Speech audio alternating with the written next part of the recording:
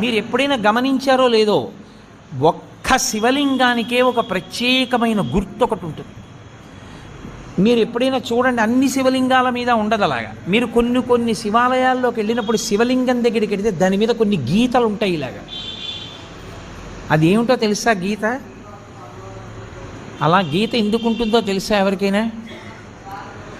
అలా గీత ఉంటే దాన్ని బ్రహ్మసూత్రము అని పిలుస్తారు. అలా గీత ఉంది అంటే నీ అదృష్టం పండి నువ్వు అక్కడికి వెళ్ళావని గుర్తు. 1000 మాటలు ఓ శివాలయంలోకి వెడితే నీకు ఎంత ఫలితమో, అలా గీతలు ఉన్నటువంటి శివలింగం ఉన్న గుళ్ళోకి వెడితే అంత ఫలితం. విశేషమైన ఆరాధనీయము అని గుర్తు. అలాంటి శివలింగం ఉన్న గుడిలోకి వెడితే తప్పకుండా మీరు మీ ద్రవ్యాన్నో, మీ బలాన్నో, మీ సంపత్తినో, మీ పాటనో, మీ పద్యాన్నో, మీ కష్టాన్నో అక్కడ వినియోగించాలి. శివలింగం మీద